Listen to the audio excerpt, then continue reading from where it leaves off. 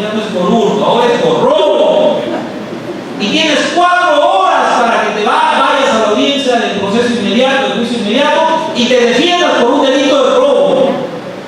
Entonces el abogado dice con justicia: ¿cómo, señores, me voy a defender en igualdad de condiciones cuando a último momento me sacan una carta bajo la manga y le formulan a mi patrocinado una acusación diferente a la que fue en materia de requerimiento del proceso inmediato? ¿Cómo voy a defender? ¿En qué igualdad de condiciones está la defensa con relación al Ministerio Público? ¿Esa actuación del Ministerio Público es correcta? ¿Con el agregado de qué? En el proceso inmediato adjuntó como elemento de convicción un certificado médico cuyo resultado era que el agraviado no presentaba lesiones para sustentar el requerimiento acusatorio. Unas horas después saca como medio probatorio ese certificado médico y ya no lo ofrece como medio probatorio, sino que ahora pretende acreditar la violencia con la declaración del agraviado que dice que lo ha cogoteado. Algunos dicen: no, es estrategia del fiscal, porque el fiscal es parte y él tiene que ver la forma de cómo ganar su caso. No, a mí no me vengan con cuentos, esa no es función del fiscal. El fiscal tiene un principio con el que debe actuar, que es el principio de objetividad. Y ese principio de objetividad le obliga no solamente a recabar los elementos de cargo, sino también los elementos de descargo a favor del imputado. O sea, que se olvide el Ministerio Público de que el delincuente es su enemigo, que tiene que perseguirlo implacablemente. Eso no es así. La justicia no va a funcionar de esa manera. Caemos en arbitrariedad si actuamos, ¿cierto?, en la labor persecutoria con ese tipo de situación. Seguramente en el transcurso del desarrollo de la ponencia me iré acordando de otros supuestos para no detenerme mucho. Se recurre al proceso inmediato sin interesar en absoluto el marco punitivo. Ya hay muchos autores que están criticando el proceso inmediato. Porque, por ejemplo, yo puedo recurrir a un proceso inmediato en un caso de robo con muerte subsecuente. ¿Con qué pena está sancionado el robo agravado con muerte subsecuente? ¿Acaso no es con la pena de cadena perpetua? Dígame, ¿es razonable que un delito tan grave, ¿cierto?, donde se va a imponer al imputado una pena tan grave, la pena de cadena perpetua, lo discutan en cuestión de horas y en cuestión de horas lo encierre para toda su vida a una persona? ¿Eso es razonable? En delitos tan graves, en delitos que están sancionados con 25, con 30 años, ¿es razonable, es proporcional que la responsabilidad o no de la persona se determine en cuestión de horas? Aquí hay un problema. Yo creo que tiene que haber ciertos límites, porque en aquellos casos donde se va a imponer penas sumamente graves, lo razonable, lo lógico es que le permitamos al imputado que tenga todas las posibilidades de defensa en un proceso común, con todas sus etapas, con todas sus garantías, para que pueda ofrecer los medios de prueba que le sean favorables. Eso no lo va a hacer en los servidores. Entonces, desde mi punto de vista, un aspecto negativo es, cierto, que no hay un límite respecto del marco punitivo para recurrir a los procesos inmediatos. En cualquier delito, sea la pena que fuere, si se da uno de los supuestos que yo he indicado, ¿cierto?, se va a optar por el proceso inmediato. No se comprende hasta ahora que la flagrancia solo descubre un delito, pero no necesariamente lo prueba. Pues, un momento. O sea, no todo lo que arde, no todo lo que flagra es necesariamente un delito. Y aquí puede ocurrir algo grave para el Ministerio Público. Porque si no sabe definir bien cuándo está frente a una situación de flagrancia y opta por el proceso inmediato, ¿cierto?, cuando vaya al juicio oral puede darse contra la pared, porque frente a un abogado bien preparado le va a destruir su tesis incriminatoria y le va a decir no solamente que eso no era un caso de flagrancia, sino también le va a destruir su teoría del caso, porque no va a tener medios de prueba cómo acreditar los supuestos objetivos y subjetivos del tipo. Hay que tener mucho cuidado. Y hay que tener mucho cuidado por lo siguiente. ¿Recuerdan ustedes el caso de una fiscal de Piura que la intervinieron en una situación de flagrancia delictiva, entre comillas, flagrancia delictiva, por un delito de cohecho, ¿cierto? Un abogado de la orden interpuso un habeas corpus. Ese caso de Piura interpuso un habeas corpus ante la primera sala penal de apelaciones. Y dijo, ¿sabe qué? Ese no es un supuesto de flagrancia. ¿Qué es flagrancia? Porque en un caso de cohecho, ¿no?, le encontraron con el dinero que había recibido producto del cohecho. Esa es la flagrancia. Eso va a definir la flagrancia. ¿Sabe qué le pidía el abogado? Que anulen la prisión preventiva y que declaren todo el proceso, porque no se trataba de un proceso de flagrancia. No de la fiscal, de la otra persona, porque en el caso de los fiscales tienen un procedimiento especial. ¿Sabe qué dijo la primera sala? Efectivamente, no es una situación de flagrancia. No es una situación de flagrancia porque si estamos ante un delito de cohecho, ese es un delito de mera actividad. ¿Cuándo se ha producido la solicitud de dinero para favorecer a una litigante en ese proceso? Hace 3 meses atrás. ¿Y cuándo entonces se consumó el delito? ¿Cuándo la han encontrado con el dinero o cuando solicitó el dinero? Ahí hay un tema interesante. Hay que ver, ¿cierto?, si eso es un supuesto de flagrancia o no es un supuesto de flagrancia.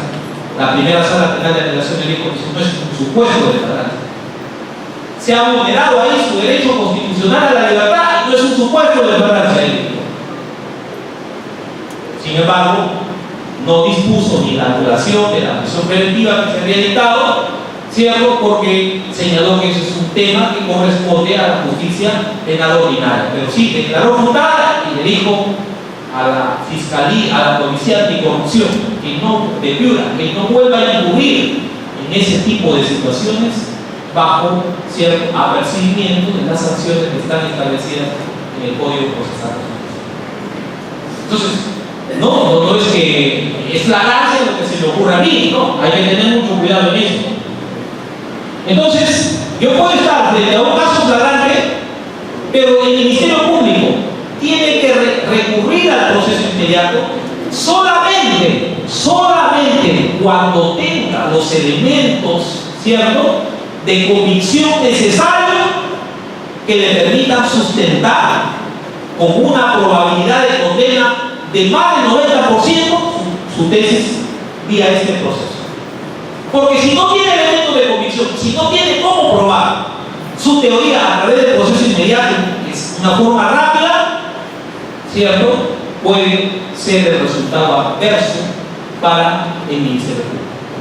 La defensa tendría una serie de posibilidades. Por una cuestión de estrategia, de repente el abogado dice, el fiscal cree que es flagrancia, vamos, proceso inmediato, vamos, voy a juicio, le destruyo la tesis. ¿Qué posibilidad de reacción va a tener el Ministerio Público si le han destruido su tesis en pleno proceso, en pleno juicio inmediato? No va a tener posibilidad de reacción. ¿Acaso el juez va a decir, bueno, formalice esa investigación y hace una investigación de nuevo? No, el proceso inmediato, ¿cierto? Entonces, hay que tener mucho cuidado en esos aspectos. Esos son algunos aspectos negativos que podríamos nosotros, ¿cierto?, referir del proceso inmediato. Yo le he puesto a esta diapositiva este título, ¿no?, de investigado a sentenciado en menos de lo que canta un gallo. Porque eso ocurre en el proceso inmediato. Nosotros sabemos que el imputado, durante el desarrollo del proceso, en un proceso común, en un proceso normal, va adquiriendo distintas calidades, ¿cierto? Cuando está a nivel de diligencias preliminares, ¿cómo le denominamos? Indiciado. Se formaliza la investigación preparatoria, ¿cómo le denominamos? Investigado. y lo van a investigar 120 días, más 60 días de prórroga si se trata de un proceso complejo, 8 meses más 8 meses si es crimen organizado, 36 meses. ¿Cierto? Investigado. Luego que termina la investigación preparatoria y el fiscal decide acusar, deja de ser investigado y pasa a ser acusado. Un acusado que se va a someter a la etapa intermedia, donde se va a hacer el control de la acusación, y si esa calificación de la acusación es positiva, pasará al juicio oral y luego que se lleve a cabo, ¿cierto?, el juicio oral correspondiente, previa actividad probatoria, tendrá la calidad de sentenciado. Entonces, miren, pero para llegar de la calidad de iniciado hasta sentenciado transcurre mucho tiempo. Hay un largo trayecto que recorrer. Eso ocurre en el proceso común. En el proceso inmediato no. En el proceso inmediato ocurre eso. De investigado a sentenciado en menos de lo que gana un gallo. ¿Por qué? De iniciado en menos, o en cuestión de horas, en cuestión de días, paso a ser de iniciado a sentenciado, condenado. ¿Se dan cuenta? Entonces, todas esas calidades que en un proceso normal podemos ir adquiriendo gradualmente, no ocurre lo mismo en un proceso inmediato. Por eso es que es un proceso donde hay que tener mucho cuidado, porque esa celeridad del proceso hace que se afecten evidentemente las garantías que están previstas a favor del imputado. Y el derecho de defensa es importante en el proceso inmediato, porque si uno de sus patrocinados se está afrontando a un proceso inmediato y la defensa considera que está en la posibilidad de construir una teoría del caso, y que por tanto, si tiene la posibilidad de construir una teoría del caso, necesita demostrarla con elementos de previsión, posteriormente elementos de prueba del juicio, ¿qué es lo que tiene que hacer la defensa? Oponerse a la incoación del proceso inmediato. No puede permitir que su patrocinado, ¿cierto?, entre a esa trituradora del proceso inmediato para que en menos de hora termine condenado. Lo mínimo que tendría que hacer la defensa es oponerse, siempre y cuando razonablemente esté en posibilidades de construir una teoría del caso y de poder conseguir la prueba necesaria para probarla posteriormente en un proceso común. Porque no resultaría razonable que se oponga por oponer cuando está prácticamente ante un caso perdido. No, ahí la estrategia debe ser otra: recurrir a los mecanismos de justicia negociada para obtener el mayor beneficio a favor de mi patrocinado. Porque si alguien se opone por oponerse al proceso inmediato sin posibilidad de construir posteriormente una teoría con medios de prueba necesarios para aprobar el juicio, de nada va a salir. Al contrario, lo único que va a lograr es que cuando llegue el momento cierto determinado, a su patrocinado se le sancione con la pena de repente más drástica, sin posibilidad de hacerle merecedor a beneficios premiales que están conocidos en la ley. En consecuencia, si en un caso concreto que se tramita o que se pretende tramitar a través de un proceso inmediato, la defensa advierte, por ejemplo, que se puede estar ante la presencia de eximentes de responsabilidad o atenuante de responsabilidad, también podría ocurrir. Acá solamente he puesto como ejemplo 4. Hablo, por ejemplo, de la imputabilidad, de la legítima defensa, del estado de necesidad de lograr el cumplimiento de un deber. Solamente eso he puesto como ejemplo, porque las demás están en el artículo 20 del Código Penal. Si la defensa razonablemente considera que está en la posibilidad de construir una teoría diversa de la del Ministerio Público para probar en el juicio, debe oponerse al proceso inmediato y pedir que ese caso se retire en un proceso común. Pero tiene que dar razones al juez para que ampare ello. El doctor Neira Flores decía en el segundo Congreso Internacional de Taranta, decía, pero el abogado no me puede detener así nomás el proceso inmediato. Tiene mínimamente que mostrarme algún elemento que me permita, ¿cierto?, establecer que es razonable que quiere probar su teoría. Y el doctor Nagasaki le decía, no, sí, yo estoy en una situación postulatoria de defensa. ¿Por qué me van a exigir a mí que presente indicios o elementos de convicción para probar mi tesis de defensa? No, yo estoy en una situación postulatoria. Yo soy el imputado y a mí me corresponde, ¿cierto?, hacer la ley de derecho a probar la teoría que pretende construir para enervar los cargos del Ministerio Público. Y yo estoy de acuerdo con eso, ¿no? Cuando el abogado defensor en un proceso inmediato razonablemente da razones para que ese caso no se tramite vía proceso inmediato, sino se requiere de un proceso común, hay que amparar eso. Hay que amparar. Hay que garantizarle que tenga todas las posibilidades de defensa. El proceso inmediato en el derecho comparado, rápidamente nomás tomaba el caso de Costa Rica. En Costa Rica no han incluido comisión a la asistencia familiar, conducción en estado de ebriedad, caso de confesión o elemento de convicción suficiente. No, Costa Rica solamente supuesto de flagrancia, nada más. Entonces funciona ahí muy bien el proceso inmediato, que se llama proceso expeditivo. En Costa Rica funciona muy bien, solo para casos de flagrancia.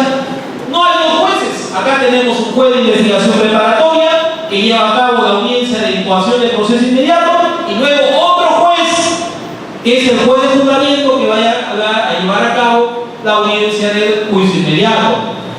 Algunos dicen que eso es más saludable porque se garantiza la imparcialidad del juez de juicio. Bien, podemos estar de acuerdo en ese aspecto, ¿no? Nombrado defensor, se le otorga 24 horas para que prepare su defensa. De repente es muy corto el tiempo. En Ecuador el proceso expeditivo no se le llama ya abreviado, no tiene una duración tan rápida como la nuestra. Tiene hasta un plazo de 10 días para convocar al juicio oral. 10 días. Acá nosotros es de cuestión de horas. En Costa Rica 24 horas, pero al menos se le da un tiempo a la defensa para preparar, ¿no?, lo que corresponda a los intereses de su patrocinado. Mínimamente 24 horas. A ver, revisando el proceso inmediato, ¿cuánto de tiempo se le otorga a la defensa para que, no, al abogado defensor para que prepare la defensa en un proceso inmediato? Nada. Y ahí está el abogado que les decía.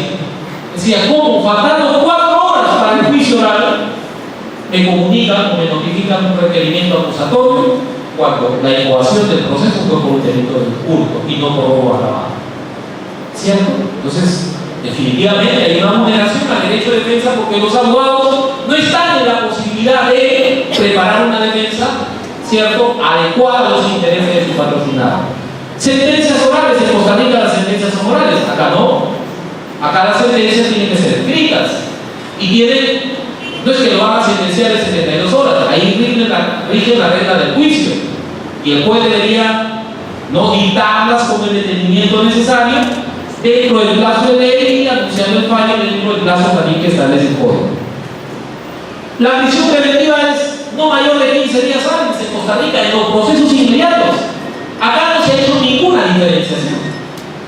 De tal forma que algún juez por ahí de la República se le podría ocurrir amparar un pedido de prisión preventiva en un proceso inmediato hasta por 9 meses. Eso sería pues desproporcional. Pero podría ocurrir, ¿por qué? Porque no hay ningún límite establecido en este proceso especial. En cambio, en Costa Rica dice, si quieres tú una medida de prisión preventiva contra el imputado, máximo es 15 días. No más. Entonces es razonable, porque se trata de un proceso célebre, rápido. Cuando hay sentencia, la prisión preventiva no se prolonga en un tiempo no mayor de 6 meses. Acá tenemos una norma que es el artículo 274 que señala que si una persona es sentenciada, ¿cierto?, y se interpone el recurso de impugnación contra esta sentencia condenatoria, la prisión preventiva se puede prolongar hasta por la mitad de la pena impuesta. Es decir, si le impusieron a su patrocinado 20 años, la prisión preventiva la podrían prolongar hasta por 10 años. Eso es absurdo, ¿cierto? En cambio, en Costa Rica hay normas específicas que regulan en abstracto y se liquiden en función de sentencia.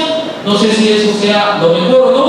En nuestro caso, como digo, el tema de la reparación civil, en los casos de justicia negociada, son pagados inmediatamente. Los testigos tienen derecho a licencia con goce, es decir, el empleador, sea el Estado o los particulares, tienen que darle licencia con goce de haber a los testigos para que concurran a los juicios. A ver, acá en el Perú, a ver si el Estado o la empresa privada le va a pagar su día, ¿cierto? A su trabajador para que concurra a un juicio. Por eso es que los órganos de prueba muchas veces no concurren a un juicio. En México es más drástico, porque ordenan la conducción compulsiva. Si no va a un testigo, ordena la conducción compulsiva y puede permanecer hasta 15 días detenido hasta que se lleve a cabo el juicio y pueda declarar. ¿Cierto?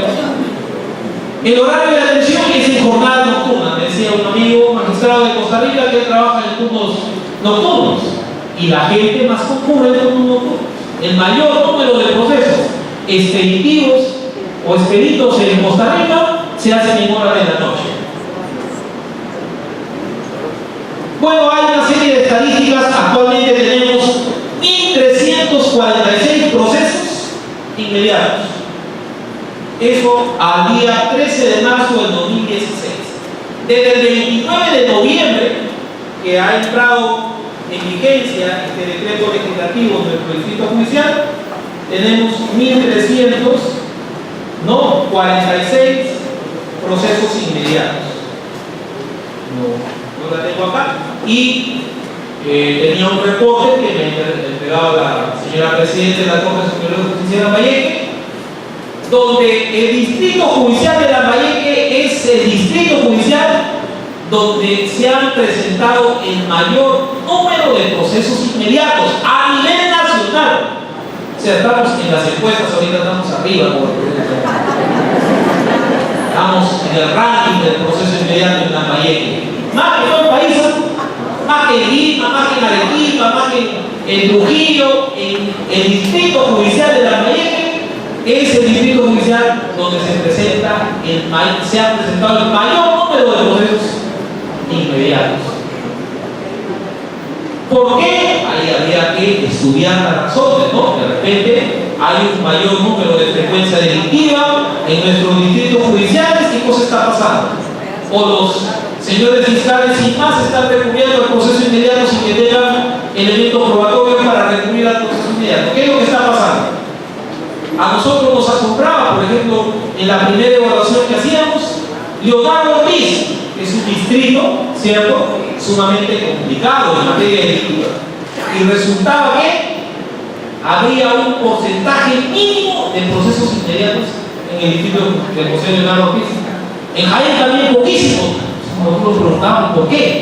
¿Qué está pasando? Si son zonas de mayor incidencia delictiva donde debería presentarse un mayor número de procesos inmediatos. No sabemos por qué. Estamos haciendo nosotros ese seguimiento, ¿no?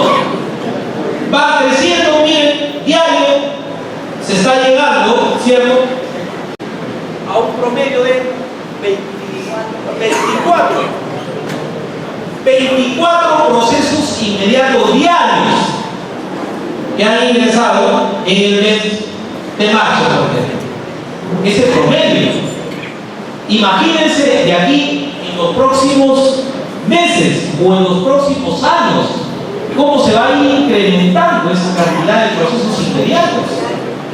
Por eso es que nuestros jueces de flagrancia, que inicialmente estaban contentos porque solamente iban a ver casos de flagrancia que enfrentaban pocos, ahora sí ya están preocupados porque ya no saben qué hacer, están estresados de tantos procesos inmediatos que están ingresando.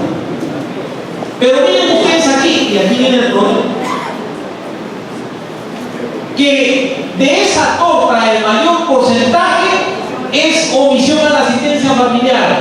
O sea, el 65%, ¿cierto?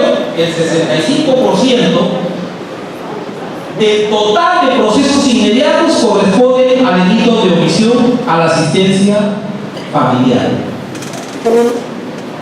Entonces, esa es una carga, pero inmensa. Conducción en estado de ebriedad representa el 23%, o sea, ya tenemos ahí 88% de la carga de los procesos inmediatos corresponde a delitos de omisión al asistente familiar y conducción en estado de ebriedad. Y entonces, ¿cuál es el caso? ¿Cuál es el porcentaje de los casos de flagrancia delictiva, que son los que realmente interesarían a este proceso? Solamente un 12%, 168 procesos, situaciones de flagrancia. Es decir, los juzgados de flagrancia, los juzgados que son competentes para conocer procesos inmediatos en casos de flagrancia, están cargados de procesos de omisión a la asistencia familiar y conducción en estado de ebriedad. Y lo preocupante es esto, porque si yo ingreso un delito de omisión a la asistencia familiar vía proceso inmediato, mi expectativa es que se resuelva rápido, ¿cierto? Que se resuelva inmediatamente, que la víctima sea reparada inmediatamente. Miren ustedes, esas son estadísticas que ha dado nuestro administrador de la Corte, no sé si estará confundido o no, pero trámite 79%, o sea, ¿cómo es posible? ¿Qué está pasando ahí? Que no se resuelven los procesos de omisión a la asistencia familiar, si tienen que ser procesos inmediatos, que tienen que ser resueltos rápidamente. ¿Qué está pasando? Ya le hemos pedido que nos haga un informe, ¿cierto? Y que nos permita hacer una distinción, qué es lo que ocurría antes, 3 meses antes, y qué es lo que ocurría 3 meses después de la implementación del decreto legislativo 1194, porque tenemos que ir corrigiendo todos los defectos que se van presentando en el camino, porque si no lo hace, si no se hace ahora, eso se convierte en una bola de nieve que va a ser de repente inmanejable, ¿no? Miren, también hay varias formas de conclusión de los procesos inmediatos, pero ojo aquí, y hago esta advertencia porque doctor Raúl Eugenio Zaffaroni decía que a veces los mecanismos de justicia negociada pueden servir como mecanismos de extorsión al imputado para que acepten, ¿cierto?, frente a la gravedad de una pena, acepten los cargos y con la finalidad de poder conseguir, ¿cierto?, una pena menor a la que el Ministerio Público propone. Y entonces encontramos que en los procesos inmediatos se acogen al principio de oportunidad, se acogen a la terminación anticipada, se acogen a la conclusión anticipada del proceso, ¿cierto? O del juicio, ¿no? Principio de oportunidad 28%, terminación anticipada 32%, conclusión anticipada 23%.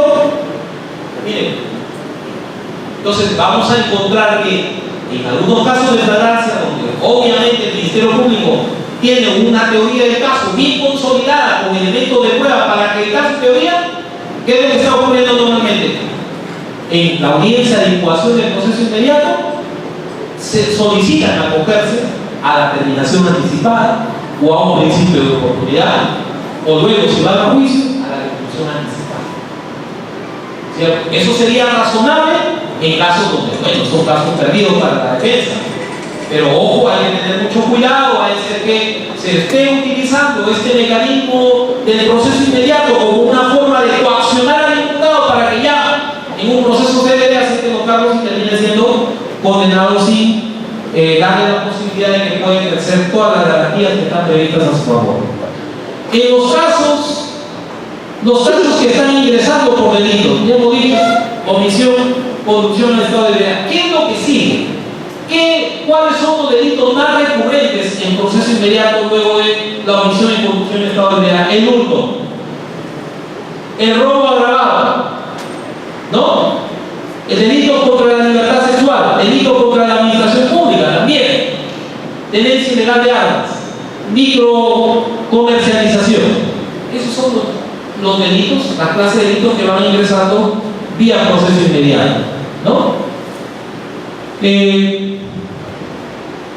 Aquí tenemos nosotros, ¿cierto?, una gráfica más o menos de devolución, que a veces no es constante, pero todo apunta a que va a seguir incrementándose, ¿cierto?, rápidamente.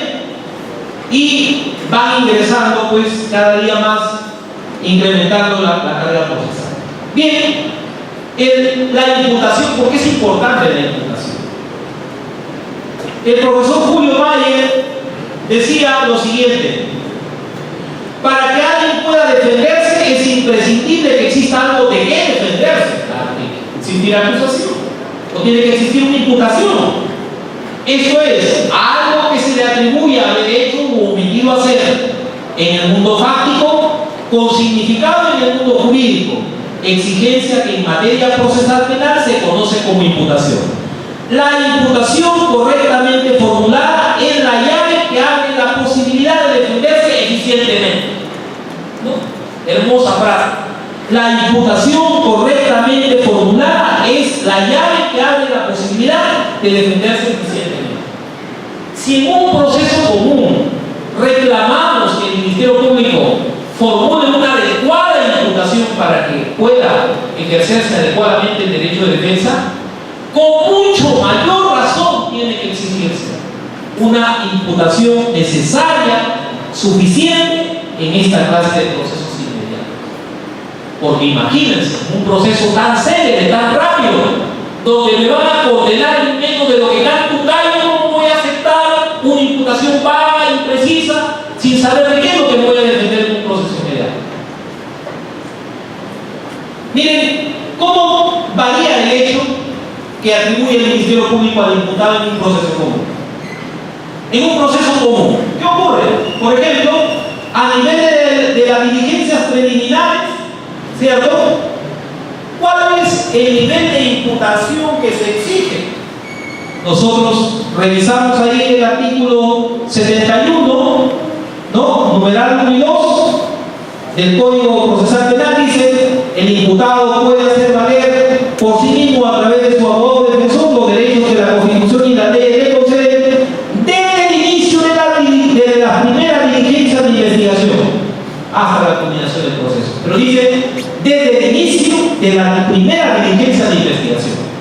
Y el inciso 2 dice: los jueces, los fiscales o la Policía Nacional deben hacer conocer al imputado de manera inmediata y comprensible que tiene derecho a conocer los cargos formulados en su contra. Miren, esta es una imputación genérica. Tiene derecho a conocer los cargos formulados en su contra. ¿Y por qué ese nivel de exigencia de imputación es genérico?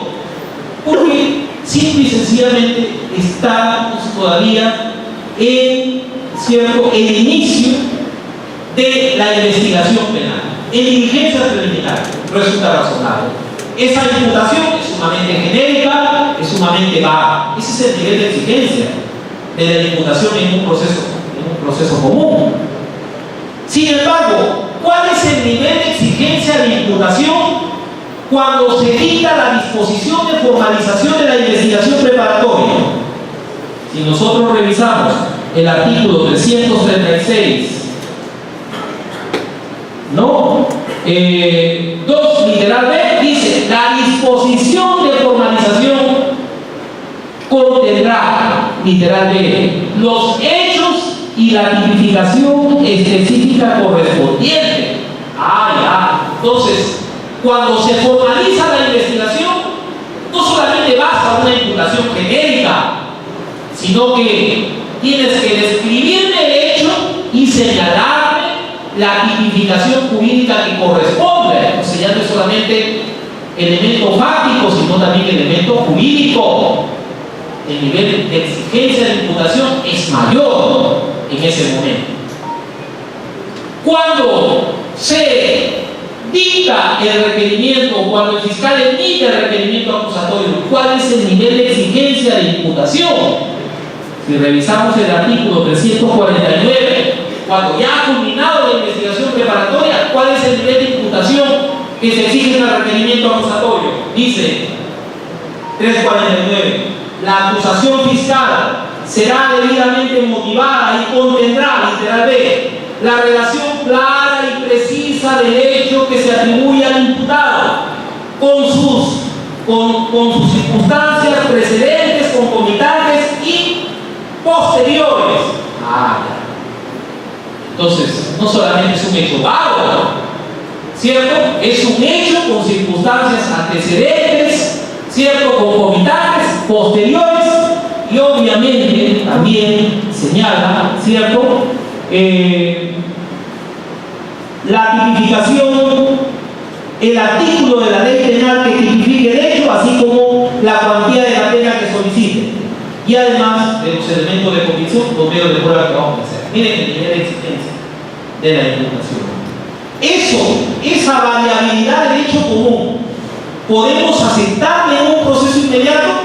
No, sencillamente no. Por eso es que yo sostengo que el nivel de imputación que debe formular el fiscal en el requerimiento de proceso inmediato tiene que tener el mismo nivel de exigencia de un requerimiento acusatorio. ¿Por qué? O sea, en ambos casos tiene que el fiscal trabajar sobre una sospecha suficiente, sobre una sospecha fundada. ¿Por qué? Porque díganme, ¿acaso va a cambiar la imputación en 24 horas? Si el juez declara procedente la incoación del proceso inmediato, ¿qué dispone? Que el fiscal formule acusación, ¿cierto?, en el término de 24 horas. Dígame, en 24 horas, ¿qué va a variar de la imputación? ¿Qué va a hacer en esas 24 horas el fiscal para que pueda hacer una imputación más refinada, más acabada? No va a ser posible. Simple y sencillamente no va a ser posible. Por eso es que yo critico, ¿no?, este artículo del Código Procesal Penal que dice lo siguiente. El artículo 447, literal 2, parte final, dice: el requerimiento de incoación debe contener, en lo que resulte pertinente, los requisitos establecidos en el numeral 2 del artículo 336. ¿A qué se refiere ese artículo 336? A la disposición de formalización de la investigación preparatoria. Y el numeral 2, ¿qué dice? Que debe contener los hechos y la tipificación específica correspondiente. ¿Qué? Ese es el nivel de exigencia de imputación que debe tener el requerimiento de incoación al proceso inmediato. No, acá se ha equivocado el legislador. El nivel de exigencia de imputación tiene que ser el de una sospecha suficiente, porque en 24 horas, repito, no va a variar pues la imputación, va a pasar al juicio inmediato. Y aquí tienen ustedes cuál es el contenido de la imputación. No me voy a detener. Saben que la imputación está conformada por 3 elementos: los hechos, la calificación jurídica y la prueba. O hablamos de los elementos de convicción o actos de prueba según el estado en que se encuentre. Esos 3 elementos tienen que respetar toda imputación. Si no hay esos 3 elementos, esa imputación resulta, ¿cierto?, deficiente, y por lo tanto puede vulnerar el derecho de defensa. Y aquí voy a terminar mi exposición presentando 2 casos. Ustedes conocen acá, en el departamento de Lambayeque, ocurrió un caso, ¿no?, un efectivo policial que había sido incluso, creo que reconocido por el gobernador regional como el policía del año. Finalmente lo interviene, entre comillas, en un supuesto de flagrancia delictiva, ¿cierto? Y es intervenido cuando recibía una bolsa plástica, color negro, que contenía pescado, pero además contenía una suma de dinero supuestamente que había solicitado.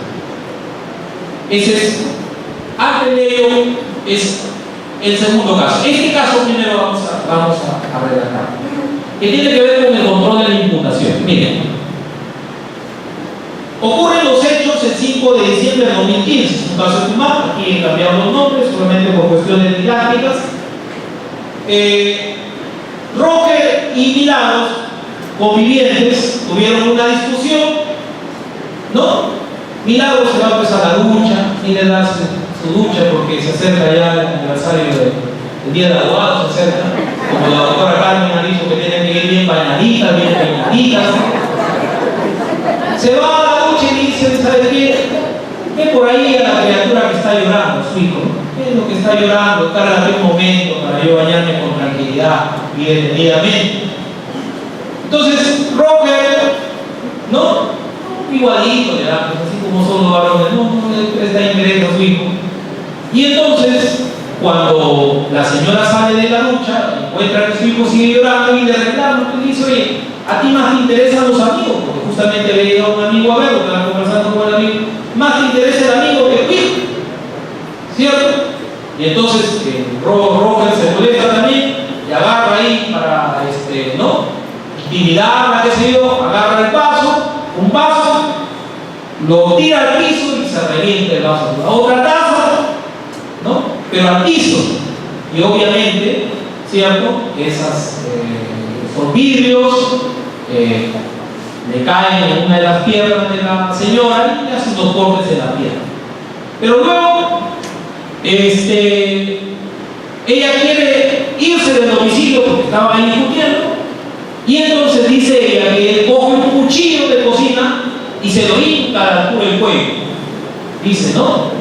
Y le dice, pero ya me tienes harto, ya no te soporto, ya te voy a matar, le dice.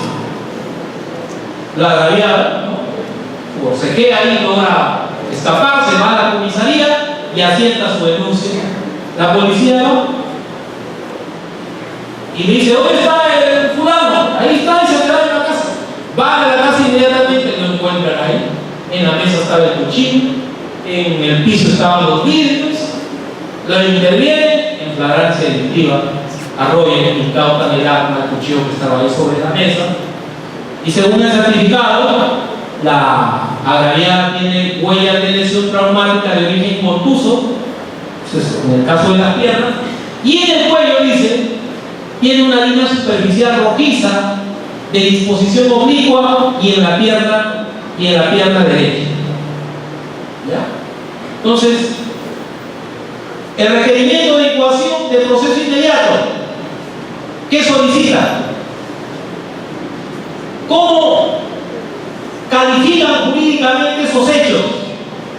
Lo califican, bueno, un supuesto de flagrancia delictiva, pero lo califican en el delito de feminicidio por violencia familiar en grado de tentativa en agravio de su conviviente. O sea, su chiste le estaba saliendo caro al proyecto, ¿no? El 108 literalmente dice, será reprimido con pena privativa de libertad no menor de 15 años el que mata a una mujer por su condición de edad en cualquiera de los siguientes contextos. 1, por violencia familiar. Y esto es grave tentativa porque no la había matado. ¿Qué elementos de comisión? Denuncia verbal, la declaración de la agraviada, el acta de intervención policial, el acta de recojo y hallazgo, declaración del imputado, certificado médico legal. ¿Cierto? Entonces, ¿qué hace el juez? ¿Qué hace el juez en el requerimiento de proceso inmediato? Lo tengo acá, vayan a pensar que les estoy engañando. Requerimiento de coacción de proceso inmediato y de prisión preventiva. Le pidieron prisión preventiva.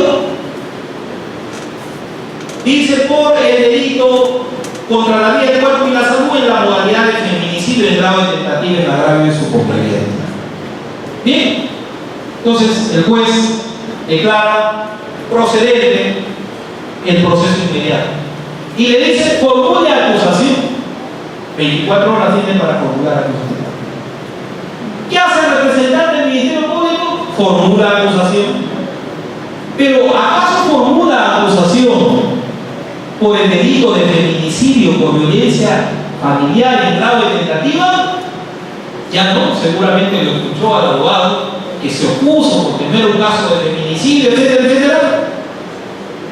El requerimiento acusatorio ya no es por el delito de feminicidio en grado de tentativa, sino es contra la vida, el cuerpo y la salud en la modalidad de lesiones leves. Total, ¿dónde estamos? Le incoas el proceso inmediato por un delito de feminicidio en grado de tentativa, te habilitan el proceso inmediato y terminas formulando acusación por un delito de lesiones leves. Pero eso no es todo. Pasa el proceso al juicio inmediato Y en el juicio inmediato cambió la sentencia. En los alegatos iniciales, el Ministerio Público dice, no son lesiones leves. Dice, ahora son, dice, artículo 122 en su figura de lesiones leves por violencia familiar, tipificado en el artículo 122b, modificado por la ley 30.364, concordante con el artículo 441. ¿Por qué? Porque las lesiones no eran mayor a, creo que 5 días, algo así, ¿no? Por eso es que lo relaciona con el 441 del Código Penal, que regula las faltas contra la persona.